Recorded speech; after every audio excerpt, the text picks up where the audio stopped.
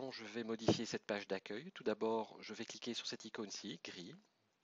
Et là, on voit que cette photo-ci n'est pas tout à fait en bonne position. En tout cas, nous pouvons l'élargir par rapport au pointillé de la grille. Donc je la sélectionne cette photo et je l'élargis. Je ne dois pas dépasser cette zone-ci, a priori. Ensuite, je vais placer plutôt dans la partie supérieure de la page d'accueil. Alors j'appuie continuellement sur la flèche haute du clavier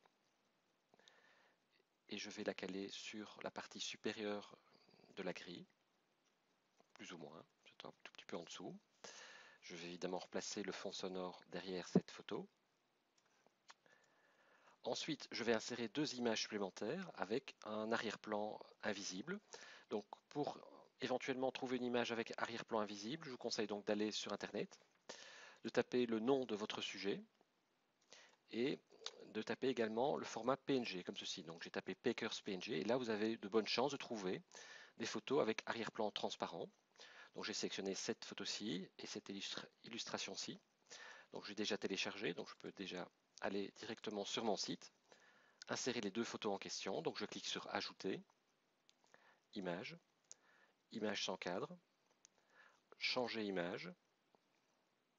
Je sélectionne d'abord cette photo-ci, je clique sur OK. Alors là, nous n'avons pas l'entièreté de la photo. Il suffit d'aller dans le menu déroulant, de choisir Centrer et de placer par exemple la photo ici. Je vais un peu l'agrandir. Voilà, pas trop. Ensuite, je vais chercher la deuxième photo. Non, c'est pas image, c'est plutôt l'autre. Donc là, je clique sur cette photo-ci et je clique sur la corbeille, supprimer. Donc moi, c'est plutôt image sans cadre. Je vais dans changer image et je choisis la deuxième photo, je la sélectionne. De nouveau, je vais dans le menu déroulant, je choisis centrer et je replace l'image ici, plus ou moins à cet endroit-ci. J'agrandis comme ceci. Je n'oublie pas d'enregistrer mon site, donc je clique sur enregistrer. OK. À présent, je vais insérer un diaporama dans la partie inférieure de ma page d'accueil. Donc je clique sur plus, ajouter. Ensuite, je choisis galerie, diaporama, que je place plutôt ici. J'élargis. En revanche, je diminue un tout petit peu la hauteur. Je clique sur organiser image, ajouter image. Et là, je vais sélectionner des images plutôt rectangulaires, donc qui correspondent à la forme initiale. Donc, par exemple, celle-ci. Puis je vais sur la deuxième page, j'appuie sur la touche contrôle du clavier pour sélectionner, par exemple, celle-ci, celle-ci. Je relâche la touche contrôle, je clique sur la flèche et ainsi de suite.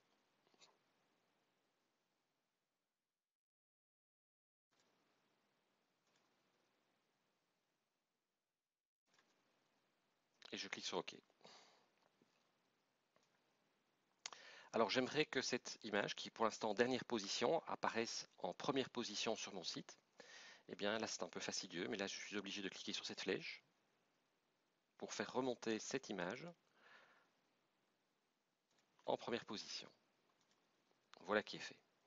Je clique sur OK. Donc nous voyons ici cette photo. Or moi j'aimerais que différentes photos se succèdent dans ce diaporama. Eh bien dans ce cas, je clique sur lecture automatique. Pour l'instant, il y a une pause de 5 secondes entre chaque photo. Je vais réduire cette pause à 3 secondes. Voilà. Et donc je teste en allant dans Aperçu.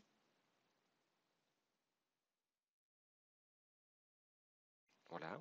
Par contre, je n'aime pas trop la transition, donc je vais changer de type de transition. Retour au mode éditeur. Je reclique sur le diaporama. Pour l'instant, j'ai une transition de type horizontal. Je vais dans le menu déroulant. Je vais, par exemple, prendre fondu enchaîné. Vous voyez directement le résultat qui apparaît ici. Donc je vais dans Aperçu.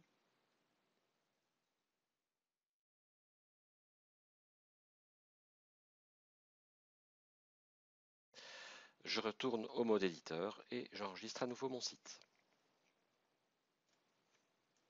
Je vais terminer cette page d'accueil en ajoutant du texte, plus, ajouter, texte, titre,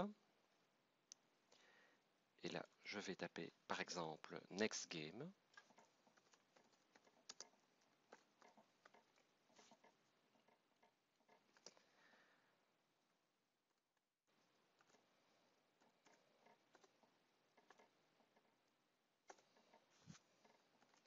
Et le nom des deux équipes, je vais plutôt mettre en majuscule.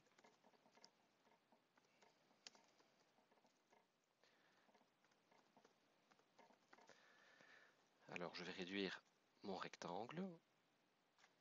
Je vais prendre soin d'abord ici de mettre ceci en gras. Donc je clique sur G. Alors je vais quand même ici agrandir mon rectangle. Donc ceci je vais centrer. Next Game aussi d'ailleurs. Alors je vais changer de couleur. Donc Bears Packers, je vais le mettre en jaune.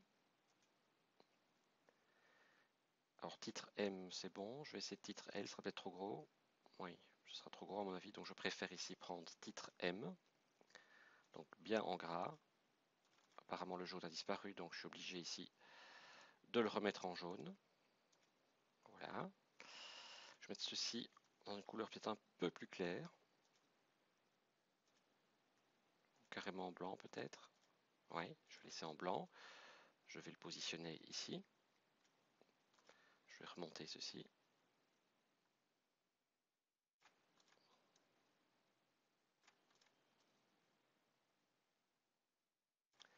Je vais insérer les logos des deux équipes. Donc ça c'est le prochain match de l'équipe des Packers contre les Bears de Chicago.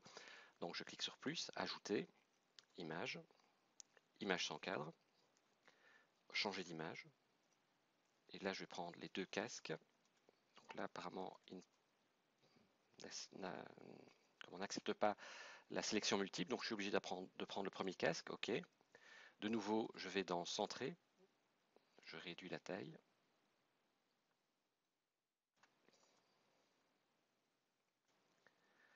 Et je vais choisir une deuxième photo, donc un deuxième casque. Je clique sur image, image sans cadre, changer, et je sélectionne le deuxième casque, de nouveau centré.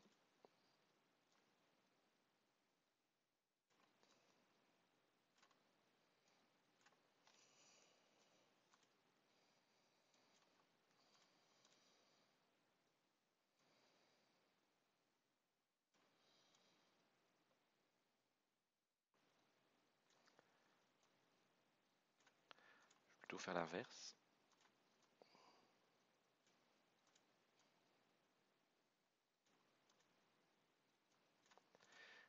Et je vais insérer une ligne pour séparer les deux casques. Donc je vais dans plus, forme et ligne, ligne verticale.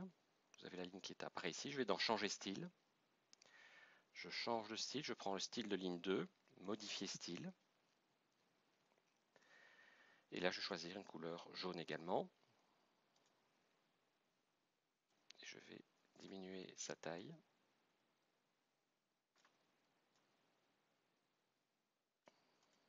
Voilà, quelque chose comme ceci. Voilà. Alors j'en ai provisoirement terminé avec la page d'accueil. Peut-être que tout à l'heure, je viendrai remplir la seconde partie de ce bandeau. Maintenant, je vous propose de créer un nouveau menu, une nouvelle rubrique. Alors, vous cliquez sur cette rubrique-ci, page, et là, vous choisissez Ajouter page. Alors, ici, nous allons ajouter un module de communication, un module de chat qui permettra aux internautes de communiquer via votre site entre eux ou avec vous. Alors, cette rubrique n'est pas obligatoire, donc si vous n'avez pas envie de créer un chat, pas de problème. Eh bien, simplement, vous écoutez mes explications. Pour les autres, eh bien, vous suivez fidèlement les étapes que je vous propose. Donc, je choisis ici dans Mise en page vierge. Je vais renommer cette page en chat. Je clique sur OK. Alors, si nous voyons le résultat, nous apercevons qu'une nouvelle rubrique est apparue ici, à droite des 5 premières rubriques. Or, en ce qui me concerne, je préférais limiter le nombre de rubriques à 5 pour ne pas surcharger inutilement cette barre de menu. Dans ce cas, je vais choisir une autre méthode. Donc d'abord, je vais supprimer cette rubrique chat en cliquant sur cette icône et en cliquant sur supprimer. Et je vais plutôt créer un sous-menu en dessous de contact. Alors, pour ce faire, je choisis contact, donc je sélectionne contact. Je clique sur ajouter page. Ensuite, je choisis Vierge, je renomme cette page en chat et je coche la case Ajouter en tant que sous-page. Je clique sur OK. Là, je vais cliquer sur plus. Ensuite, je vais dans Apps, je descends et je choisis Chat Rumble Talk. Je clique sur le bouton Ajouter à la page.